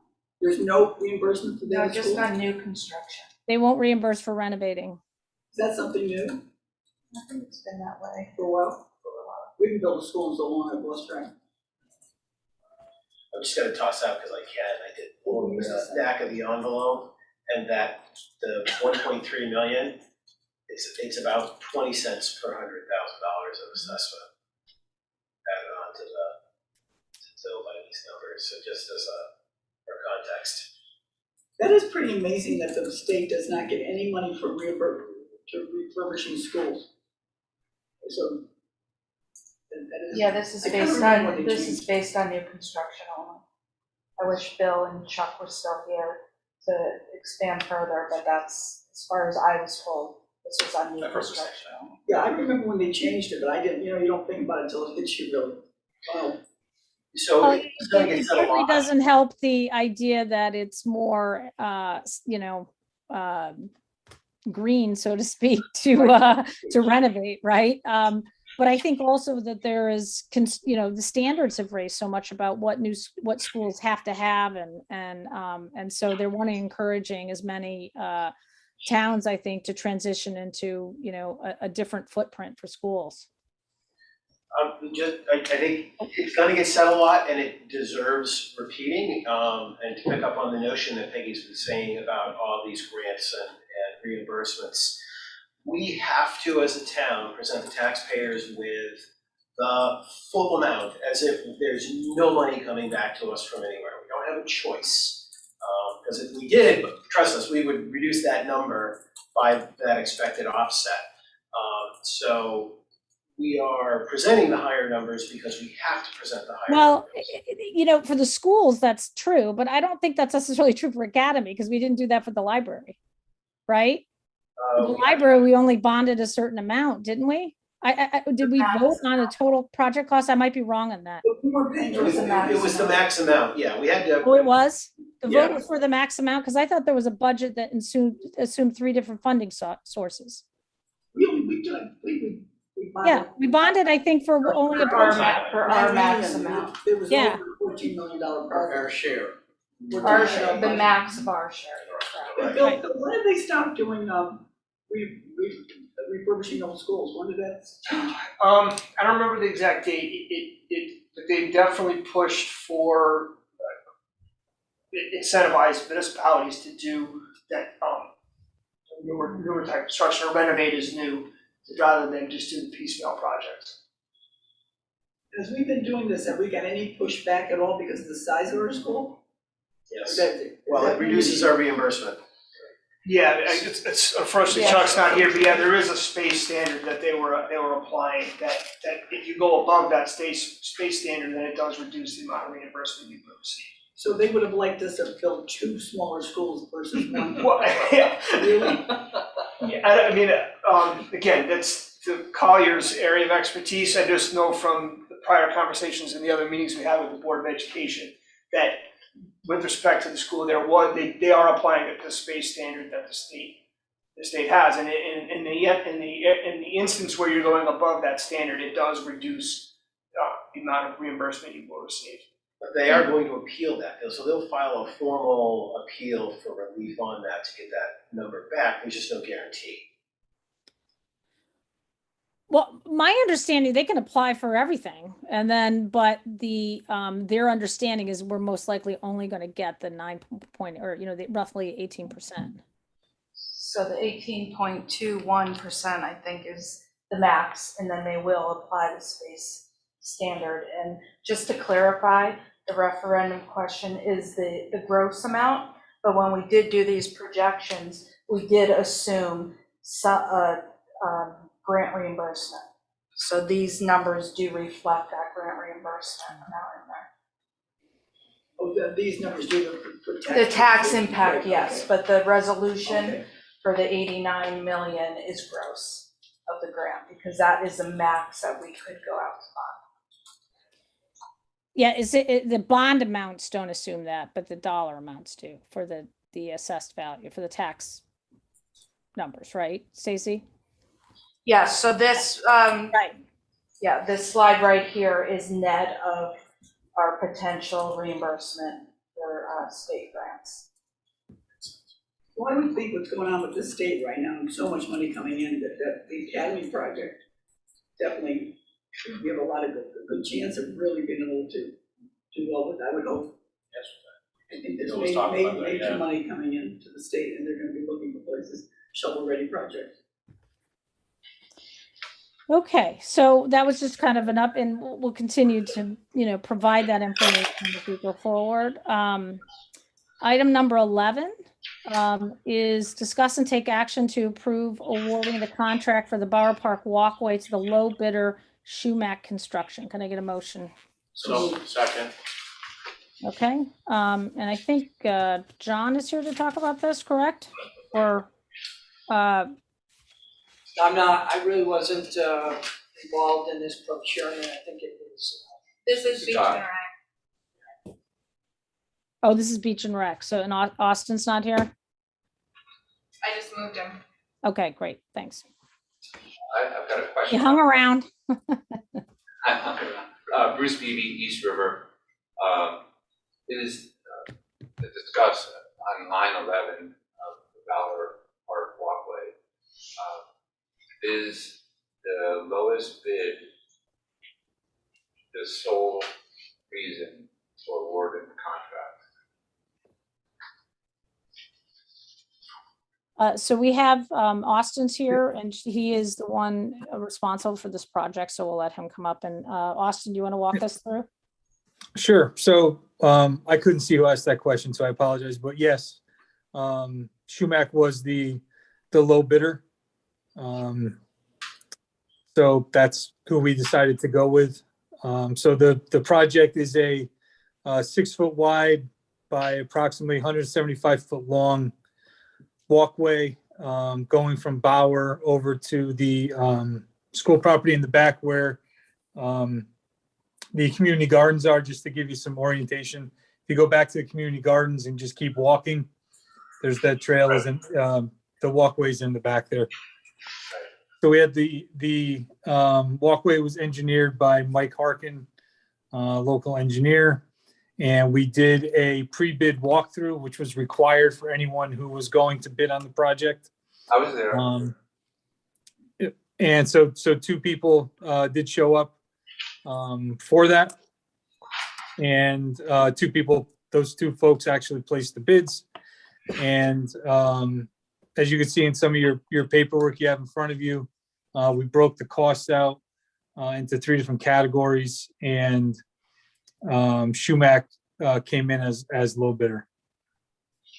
What I'm hearing is that that wasn't necessarily the only criteria, right, Austin? There was other criteria that you were evaluating the bidders, or was cost the only criteria? Well, I think cost is a major factor when we go to bid. We are, it's one of the things that we look at. These were two local gentlemen, businesses who put the bid together. So it was important that we review it and make sure we're picking the right one. And this is the one that we went with. So just to talk a little bit about this project, I think is an exciting one, to connect the park to the school district and just create more. This is part of a connectivity grant, wasn't it, Austin? Correct. Yes, from the state. That we received from the state. So, this is an example of just us we picked something out of CIP to apply for. These grants kind of applications come out, we get notification, and we kind of brainstorm about what projects we have, really reactionary wise about what projects we have that we want to apply for these grants. And so we're trying to be more proactive going forward by actually taking projects and then targeting grants that we want to go for. So, but this was one we were fortunate we actually did get an award for. So we were excited about that. Any other questions? Okay, so with that, all in favor of approving the awarding of the contract for the Bar Park Walkway as read into the record, I'll say aye, please. Aye. Aye. Okay, abstains or nays? Nope. Okay. All right, following on item number 12, and just so I know there was a member of the public asking questions, public comment is usually at the end. And if you have specific questions, you're always welcome to email my office and I can reach out to the departments to, if you have any further questions about the bidding process. So, Thank you. Yep. Item number 12 is discuss and take action to approve the following resolution. Resolved that the town of Madison may enter into with and deliver to the state of Connecticut Department of Emergency Services and Public Protection, Division of Emergency Management and Homeland Security, any and all documents which it deems to be necessary or appropriate. And further resolve that Peggy R. Lyons is first selectman of the town of Madison, is authorized and directed to execute and deliver any and all documents on behalf of the town of Madison, and to do and perform all acts and things which he or she deems to be necessary or appropriate to carry out the terms of such documents, including but not limited to executing and delivering all agreements and documents contemplated by such documents. So moved. Second. All right, and I think this is it annual or we do this, or every 2 years, Lauren, for emergency management? This is every year that we do this for the emergency management grant. And this is just kind of an exercise we go through to ensure that, we can work through our emergency management documentation, that I'm authorized to do that. I don't know if there's any need for Sam to be here on this, is there? So I don't know, any board member have questions? I mean, we've done it every year. Yeah. I think we're good. Yeah. Okay, I don't know, I just, okay. Everything for us. Okay, great. So all in favor, say aye. Aye. Aye. Okay, abstains, nays, no, okay. Item number 13, discuss and take action to approve awarding the contract for the replacement of bridge number 04852 and number 075002 County Road over the Hammonasset River. State project number 75-135 to Trademark LLC. Funding is in the CIP. So moved. Second. Okay, any discussion or questions? We have John here. This is one of the bridges we've been talking about, right, for It's been on the CIP forever. Years. I think I went up there, I remember we looked at the bridge, so yeah, it's definitely. It's a lot of it's money. needed. It's a lot of money. I saw, how big is this bridge? It's About a, 3.5 it's feet. a long bridge, it's actually two spans, it's two separate bridges. It's a long span. And the state's gonna pay 80%. Right, correct. Okay, yep, and, yeah, and that's all been put through this board, I think, as well, the grant approvals. And So, CIP. and it's in CIP. So all in favor, say aye. Aye. All right, Nice. no opposed or abstains, okay. Next item on the agenda is number 14, discuss and take action to approve the budget workshop schedule. Can I get a second? Second, okay, and I think, did the Board of Finance approve this already, Lauren? No. Stacy's shaking her head saying no. Oh, they just talked about it. Okay, so anybody had any issues with the date? I know they made an amendment for, I think it was February 21st, yeah, which is President's Day. So the right. official schedule that you got 2 meetings ago had the 21st, and we moved it. Yeah. Well, the 21st is here now. Not the holiday schedule, the budget schedule. Oh, budget's getting started. The wrong one. Yeah. Okay, so any other requested changes, or are we okay to vote on this? Yeah, okay, all in favor of approving the budget workshop schedule, say aye. Aye. Aye. Okay, great. And Lauren, are these going to be hybrid, or are they going to be Zoom or in person? That is for you guys to determine Okay, right now if you want. okay. So I guess we got time on that. We have to talk to Board of Finance because that obviously requires Yeah, their. donuts if we do it in person. You do get donuts. They all say Zoom after, but that, I put both. They should You say put both, town okay. campus roommate/Zoom. So should they're we do a on. hybrid? Should we do a hybrid for some of the people? Yeah, maybe somebody who has to drive far, like yourself, like, so then you don't have to Well- physically be here. SB 12-21 says that you have to allow remote access to a member of the agency. So hybrid in that sense that we use it here refers to how the public is able to gain access. But even a fully in-person meeting for the public has to have remote access to an agency member if they so requested. So when you say agency member. That means a member of the Board of Selectmen, or if for the budget workshop, it would be, anybody who was involved in that budget workshop Just do meeting. hybrid, I think hybrid. Well, let's just. Reality say is, that- reality is we get no attendance anyways, so. Why don't we wait another meeting and decide that? Because the other issue we've got with hybrid and a lot of people at it is we're gonna have to have a camera operator.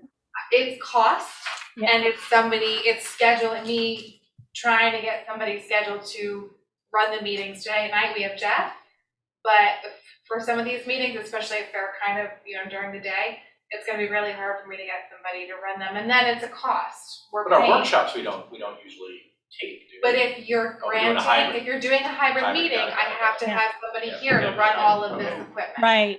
Right. So I think that maybe we reflect on that, and then we could also see, how the Board of Finance wants to do, because we have some joint meetings with them, and then we could think it through a little bit. And may I ask a question, when the first meeting when we all get together, we both boards, so Thursday, both nights, Thursday night, the 20th, and then 24th, Monday night, why did we get away with get rid of the Saturday day? Was that just so civilized to come here with a cup of coffee and sit for a few hours? Well, the last time we had the in-person Saturday morning meeting, it only went 45 minutes. So people from staff who don't necessarily live here drove Okay. however long it took them to get here. And actually, I had the catering delivered, and the catering was later than the meeting. Yeah, Oh, wow. we made an executive decision Yeah, this year to try to Okay. keep it on a weeknight. I think what we try to do is do the ones that people that are in the office, do those during the Yep. day while they're Yeah. here. Yep, and so we did make that Monday night in the evening. I think Thursday night I don't have a copy of it, may Thursday have night started is- a little earlier. Yeah, it starts at- it starts Because, at 5. yeah, but the Yeah. Monday Thursday night starts- was Monday for starts the at 5:30. evening, for the outside departments. Still with donuts. We'll We give already you voted donuts on on I'll get Monday you night. donuts, man, all right? Let's vote. All We'll right, get a we already- donut wall if I you think want we already it. voted on this, let's roll. Okay, okay, so the next item is discuss and take action to approve the 2022 meeting schedule. So moved. Okay, second, somebody, second. Is it just me, or do they still say 2021 on the dates?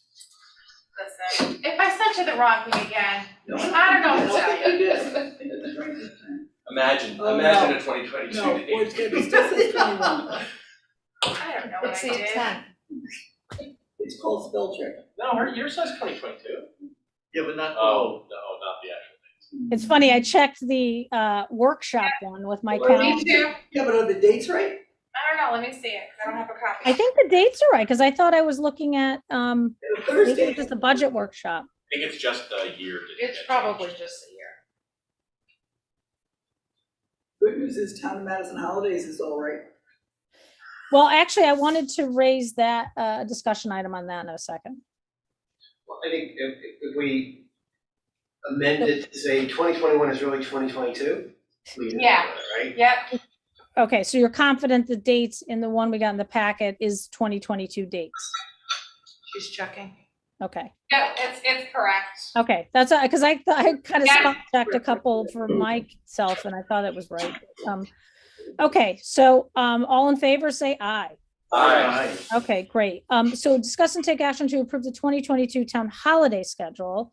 Can I get a motion? So moved. Second. Okay, I wanted to, this has highlighted for you Juneteenth.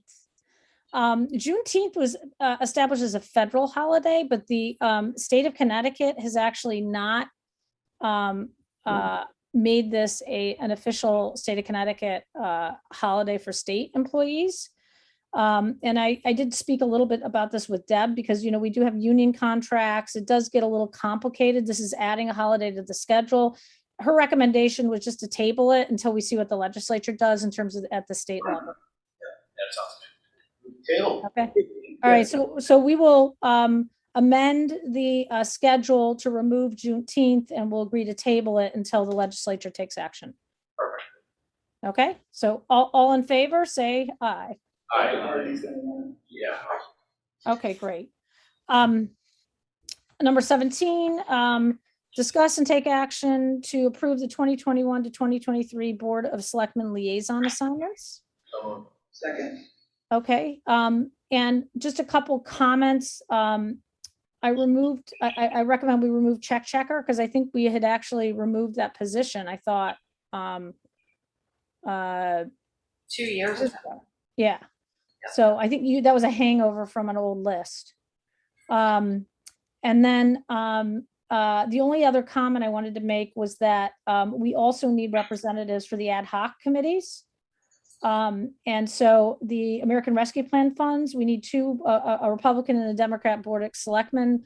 And we had talked about having those be consistent with CIP because there's going to be a lot of connection between CIP and how we're spending ARPA funds. So my thought was recommending our CIP members for ARPA. I'm on CIP.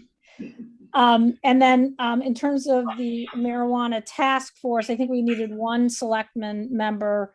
And, you know, obviously Bruce, I know, had demonstrated an interest. I So, would love to be on it if. Yeah. No, you're good. Good. and so that was just a thought. I wanted to make a comment on that. And then, so those would be two we could vote on tonight too, and just kind of knock those off. And then, so we would amend the schedule to include those changes. And then are there other changes on here that anybody's requesting? Nope. Okay, so all in favor of the amended liaison assignment, say aye. Aye. Aye. Okay, great. Okay, done with that.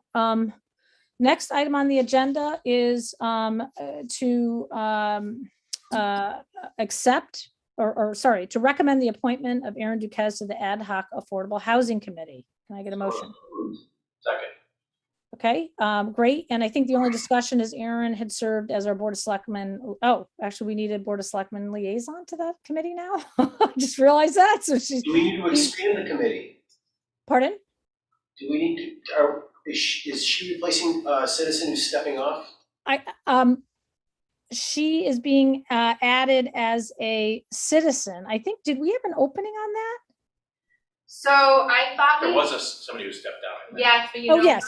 I realized after the fact, it wasn't as a citizen, it was as a liaison from the Senior Services Committee. Oh. She Okay, had been reported to me as a stepping down as a public member, but she was not a public member. She was representing the Senior Services Committee. oh, this was Roz Fahey who had resigned? Yeah, that's right. Yeah. Okay, so she So are was there for the are we senior. bound in the charge by a number of people that we have to have on the committee? I think we specify, don't we? Yes. So we can't add her So, tonight. Okay, her recommendation, or the request that I got very late this afternoon from the committee was that you could name her your representative as a former member of the Board of Selectmen. You name her as a representative of the board. So it could be a selectman or their designee. Yes. oh, okay, all right. Or you could expand, you could open the agenda tonight, expand the charge, add another public member, add her, and then add one of you. Right, but the only risk of doing that is when we do liaison reports at every one of our meetings. You know, how do we get input from Erin? Does she send us an email? Like, how does that work? Well, Procedurally. I mean, we need to make sure the conversation happens. I mean, I think we can say, please come as there's something to report. Does this committee work under P and Z at all? No, this is an ad hoc committee of the Board of Selectmen. Okay. Yep. So I'm comfortable with that recommendation, that we. As your designee. That we do it as the designee, and I think that's clearly allowed in the charter. Yes. To do, so We there's can no ask her to come to procedural every problem one. with that. And this is something that she's asked for as well, so I No, don't I'm think talking she's about- asked She for asked this Yeah. and doesn't anticipate having to update you. Does that make sense? Yep, she's really interested in this. I'm comfortable with that. So just appointing her as our designee. Yep. Okay, and then we just have to make sure we get, some feedback from her. As well as they will be invited, the chair will be invited to give a report to this board too, as they progress, so. All right, so I guess all in favor of appointing Erin Duquesne as a designee for the Board of Selectmen to the Ad Hoc Affordable. So does that, just real quick, does that mean then that are they voting members on this ad hoc committee?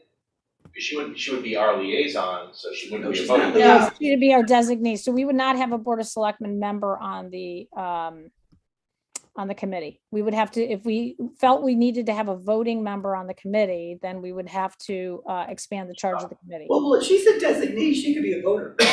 No, It's a She's a voting liaison. member as She's selected.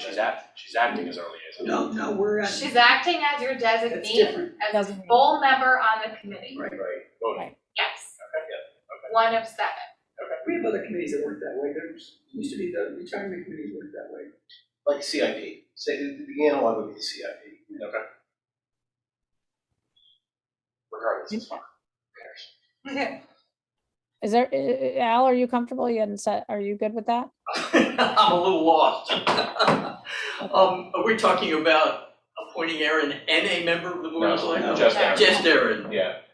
Yeah, I think when this was put on, we thought she was replacing the public member, but the person who had resigned was actually a member of the senior commission who resigned, not a public member. So, and I think that I think that Erin, I know, had indicated interest of wanting to stay on the committee, and the chair was, suggesting she stay on. So the question is, in what capacity? Do we just make her our designee, or do we expand the charge to include an additional member of the public? You can always do that at a subsequent meeting. So Yeah. We always do that later. Yeah. So right now we Let's just add her could, now and then, keep them on there, and then we could update the charge or doesn't whatever. preclude any of those from going to meetings too. No, we're not. We're gonna do first. Yeah. Okay, so with that, then, all in favor, say aye. Aye. So she would be a designee for the Board of Selectmen, member of the Ad Hoc Affordable Committee. The next item, or the next is a motion to accept the resignation with regret of Alan Weiss from the Bicycle and Pedestrian Advisory Committee. So moved. Second. All right, yeah, and thank you very much for your I think service. we're going to have a discussion on this at some further time. Yes, and I've had some discussion with Public Works extensively about this, so I'll be happy to share this with you offline. With that, all in favor, say aye. Aye. Aye. All right, thank you. Next item on the agenda is a motion to approve the tax refunds in the amount of $4,335.90. Stole your thunder. Wow, she never has to say it. That's impressive. I'm prepared. Second. All in favor? Say aye. Okay, all right. It's been gone for years. All right, granting, okay. And then any more citizens' comments, Lauren? There's none here. Now there's 11 people sticking it out. Yeah, there is no one with their hand raised, however. Okay, and with that. Motion adjourned. Second. All right, thank you. Thank you very much. And have a great Thanksgiving, everybody. I hope you enjoy the time with your families. You too, Maggie. Thank you. Okay.